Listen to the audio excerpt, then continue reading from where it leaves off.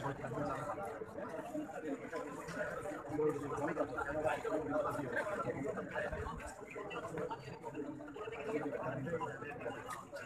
ہوتا ہے، نمودار ہو جاتا ہے. اس سے پہلے کہ حالات خراب ہو اپنا کردار ادا کریں. جی ظہور بھائی بات کر رہے ہیں. بسم اللہ الرحمن الرحیم. تھوڑا آگے آ جائیں. تھوڑا آگے بھائی نے بات کی ہے تفصیل سے، اور اس کے بھائی نے بھی بات کی تفصیل سے، اور ساری کہانی ہم تو آخر میں صرف ایک درخواست یا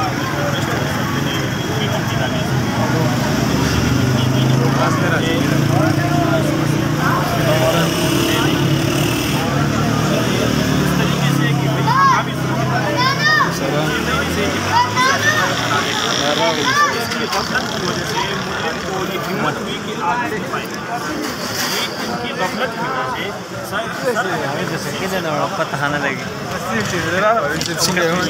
لیکن اغرور کے امن و امان کے میں اپنے انتظامیہ سے سوال کرتا ہوں کہ خدارا آپ مجرموں کی پناہی چھوڑ دیں، آپ مجرموں کو مجرم سمجھے سزا دیں، کسی بھی قبیلے سے ہو، کسی بھی مذہب سے ہو، کسی بھی عقیدے سے، آپ مجرم کو مجرم سمجھے.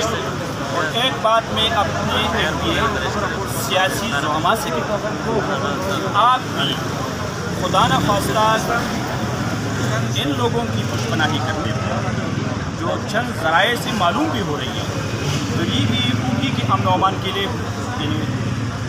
مفید نہیں ہے، یہ اوگی کے مفاد میں نہیں ہے.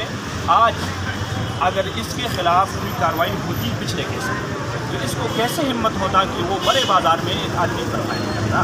اگر آج بھی یہی کچھ پناہی جاری رہی تو کل کو کسی دوسرے کو بھی مارے گا، پھر مدھوکرا میں مارے گا، شرگڑھ میں بھی جائے گا، ادھر کسی کو مارے گا. تو ہماری انتظامیہ سے التجا ہے، کمزور لوگ، شریف لوگ تھانے میں آتے ہیں، عوام میں آتے ہیں، پریس میں آتے ہیں، ورنہ پھر تو قبائل والا بات اگر یہاں پر چلی تو مشکل بن جائے.